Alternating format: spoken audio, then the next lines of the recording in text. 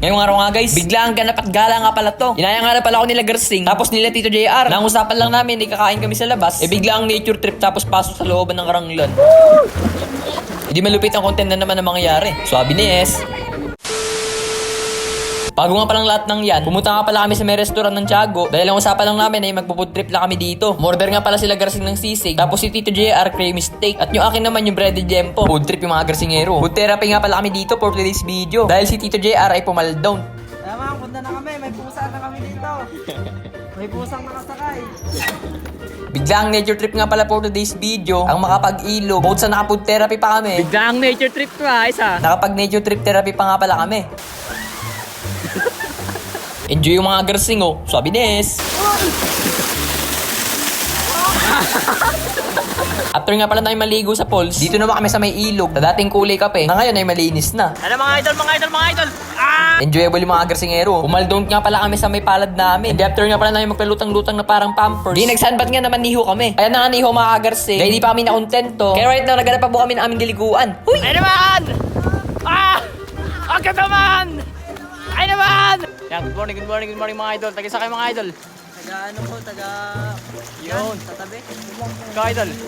Kaya di nga po kami pinalad mga kamangyan. Kaya di na po kami naligo doon. Dahil ganiho napakalas nga po pala ng alon. At being strong kasi saktan.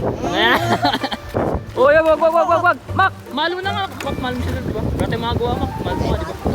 Mak, tama na, Mak. Kaya hindi mga kamangyan, naglabas nga po pala kami dito ng sama ng loob sa nature trip. Pati na nga din po pala si Uncle, naglabas ng sama ng loob kaso nakatago. And after nga pala namin maglabas ng sama ng loob, di pa kami nakontento. Naligo-ligo pa nga pala kami dito sa may malalim na to.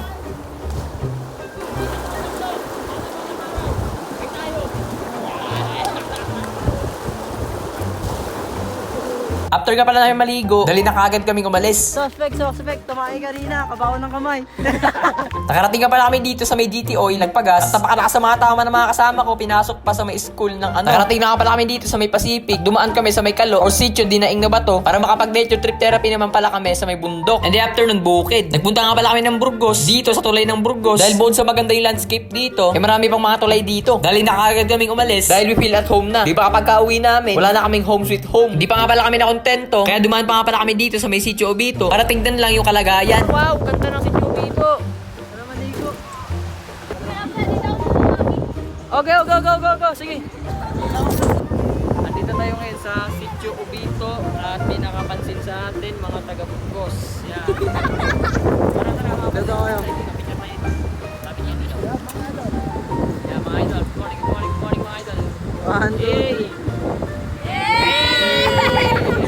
Meron pala nakapansin sa atin, mga taga Burgos, na nakilala daw tayo sa FB din. Shoutout nga pala sa mga ate na to. Pagkatapos nga palang lahat ng yan, ay nilapitan nga pala namin dito yung ilog ng Sitio Obito. At tapat-pat nga pala kami dito sa may resort dahil nakita namin dito yung pinsan namin si Joshua. Ito nga pala yung ganda ng resort. Swabe Nes.